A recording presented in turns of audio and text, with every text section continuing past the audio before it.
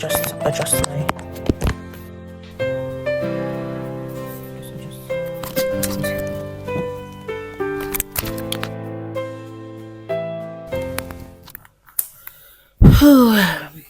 Hi guys, welcome to my YouTube channel. My name is Chidimma Igunedia. If you're seeing my face for the first time, you're welcome.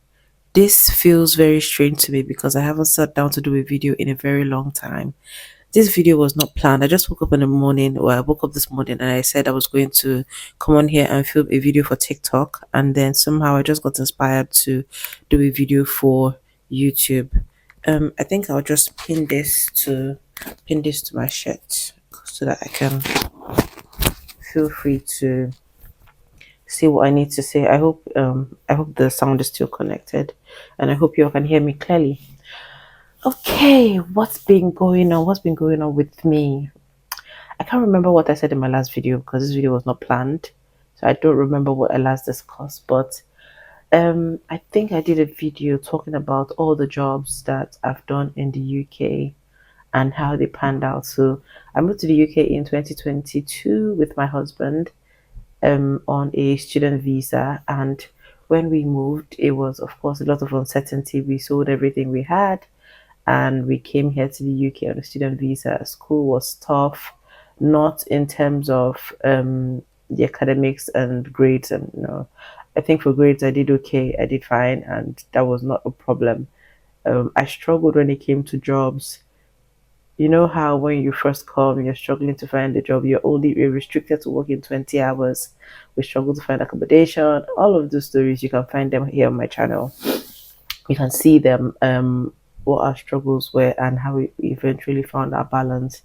I'm not sure if I did a video. I think I must have done a video talking about how we were able to remain in the UK, how we were sponsored to remain in the UK. I got a job with the NHS and I'm currently still working in the NHS. And I would say most of my career for the past almost 2 years have revolved around the NHS. So I currently work as a medical secretary in my team, and it has been a very um, a very eventful journey because it's been ups and downs. There've been the good, the bad, the ugly, nasty experiences with colleagues, and good experiences, wonderful experiences with other colleagues. So it's just been a lot. And then I ventured into TikTok. Before now, I just used to watch TikTok videos and just laugh and then come out of it. But now, if I do say so myself, I would like to call myself a TikTok creator. So you all know that I write CVs, cover letters. I do LinkedIn optimization for people. I write visa application letters. A lot of writing jobs.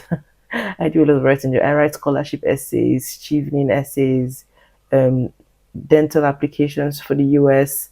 I do a lot of all of that. So that was what I was doing majorly in Nigeria before I moved to the UK, because after I got married, I did not work. I moved from Lagos to Ibadan, and many of the jobs in Ibadan were low paying, and I was just thinking to myself, if I have to drive to work and come back and you pay me 40,000 naira a month, because those are the kind of jobs that I was seeing, I was like, it's not worth it. I'd rather just stay home and do my writing business. And my writing business was doing really well.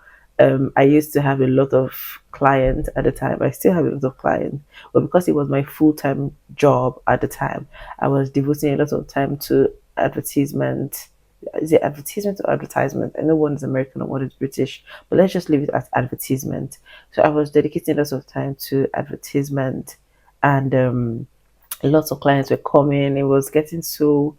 Um it was getting too much, so much that I started rejecting requests from people because I was burning out. Like my phone was ringing 247, the messages on my phone, and that's how I developed this phobia for phone messages, WhatsApp messages. So since then till today, when people send me messages, I just look at them like, ah, and I leave them.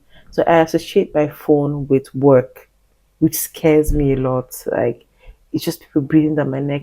Oh, can you do this for me? Oh, can you do that for me? And even when I'm trying to say, I'm sorry, I am fully booked for this week, I'm fully booked for today, I can't do anything, people are just like breathing down your neck. So these days I see my phone messages and I ignore them.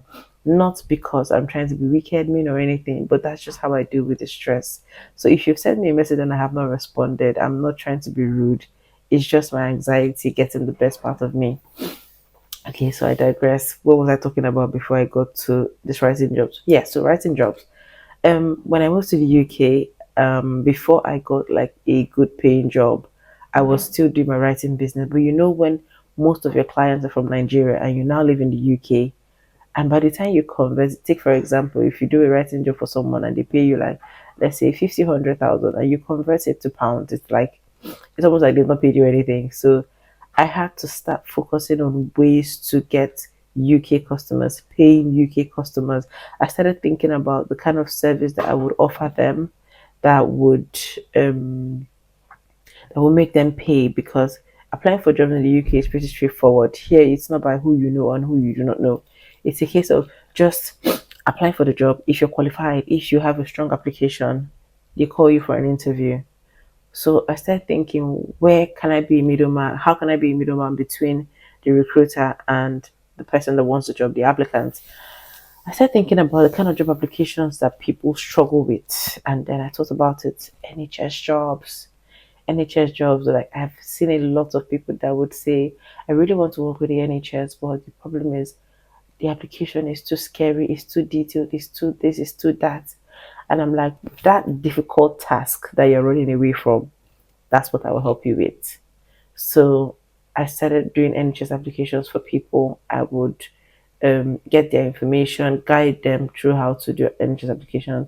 I started doing interview preps for people, but I was not charging for. Well, I'm still not charging for interview preparations, because if a lot of people know that I offer services like interview preparations, it means that I'll have a lot more customers, which I don't think I'm able to deal with now, given my current workload, because my 8 to 4 job is very demanding. It's extremely demanding. So I'm very happy that before I started working as a medical secretary in the NHS, I had already started doing writing jobs. I was very familiar with documentation, word processing, numeracy skills, and all of that. So these skills made it very easy for me to get my NHS job, and it feels like a walk in the park when I'm working. It's just the only thing I'll struggle with is the workload, not the job itself, like not knowing what to do on the job.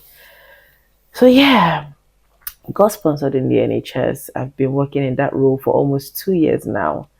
So it's just a tiny mini life update. Nothing much has happened since then. It's just living life as it is and working every day. And yeah, just taking things easy. I remember when I was working as a support worker. I think I've said that in a video here. Um, so when I started that job, or when I was invited for, no, not an interview, when I was invited for my induction to tell me how the job goes, apparently I've never worked as a carer or as a support worker before. And the lady, I told the lady, she asked, you know, they usually ask, do you have any allergies, anything we should be aware of? And me, I know that UK houses, there's hardly a UK house you go to today that doesn't have a dog. I did not grow up with dogs. I'm scared of dogs. I have nothing against dogs. I'm just generally scared of dogs. I'm not a pet person. So I told this lady, dogs, please, can you not send me to houses that have dogs if possible? And she's like, no, well, that's fine, that's fine. We'll send you to houses that do not have dogs. And then another promise I was made is that they will send me, it was domiciliary care. Let me just put that out there. So, and they also said they'll send me to houses around where I live. And stupidly, I was like, oh yeah, that's perfect.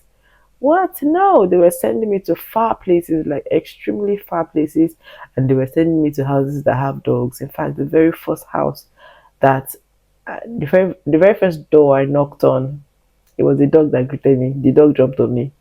I panicked. I screamed. And they're like, no, no, no, Tiddy is a very nice dog. She's very playful. She's just trying to be playful with you. She's not going to harm you. She's not going to do this to you. And I'm like, oh, God, don't tell me that. Don't tell me that. I said I do not do dogs. Why would you send me to a house that has a massive dog like this? So, yeah, that's that's what happened on that day. So ever since then, I just knew that, okay, any other house you're going to, just be prepared. They all have dogs. just keep your cool. Try not to panic or scream or do anything funny, because that may even trigger the dogs to even want to jump on you the more. So yeah, I did that for like 3 weeks, and when I felt like I was done with the job, because many of the houses I went to, many of them were smokers. I will come back home with my hair, my clothes, everything smelling of cigarettes, and there's nobody I would tell that I'm not a smoker that would believe me. I just know that this is not working out well for me, because I heard from what I read, secondhand smoke is even more dangerous than the people that are actually smoking it. So I just thought, yeah, no, I have to leave. After that, I did another job working in a call center, something to do with dogs too. After that, I worked as a teaching assistant. After that, I worked at the council. And after my job at the council, I got my current job, which I've been on for almost 2 years now. Let's just say I finally found my balance. But yeah, that's all I've been up to, aside from my writing jobs, NHS applications, and my current job. That's all I've been up to. In my next video, what am I going to talk to you guys about? Should I tell you now, or should I just keep it to myself? Maybe I'll just keep it to myself, and when that time comes, you will know what I've been up to. Thank you guys for listening to this video. It was not planned. It was not planned. I did not think I was going to come on here and sit down and talk to you about what I've been doing, especially since I have not been in the YouTube space for a while now. I've been on TikTok for the most part. Maybe I will put my TikTok handle on the screen just so you guys see what I've been doing since. But yeah, what do you guys think about this video today? Do you want more sit down vlogs? Do you want shorter clips? Do you want shorts? What do you want to know? Oh, let me just talk to you a little bit about what I do on TikTok. So on TikTok, I found out that gives you more engagement. So that's why I moved on to TikTok. So with TikTok, you post a video, you have a lot more engagement. I found my customers on TikTok, my clients, like most of the people I work for today came from TikTok. I went viral on TikTok. I did a video. I did about 2 or 3 videos. I went viral and I had lots of clients. So I would say that's one of the reasons I abandoned YouTube, because with YouTube the engagement is low, it's poor. But on TikTok, you find out that more people are engaging with your content. I don't know. I feel like YouTube was my first love. That's why I came back to make this video. YouTube was my first love. I really enjoyed doing YouTube when I was in Nigeria, when I was in Ibadan, when I had no job, but when I had just my writing job and no 9 to 5 job. YouTube was my first love. That's why I feel some type of way abandoning YouTube. But if we're talking in terms of engagement and things like that, it is TikTok definitely. But I'll try my best to come on here once in a while and just give you an update on what's happening with me. I think I will just end the video at this point, and I'll see you in my next video. Please do not forget to like, share, and subscribe to my YouTube channel. It's been a while since I said that. It feels very awkward saying that, but I'll just say it again. Please do not forget to like, share, subscribe, and leave a comment on this video, and I'll see you in my next video.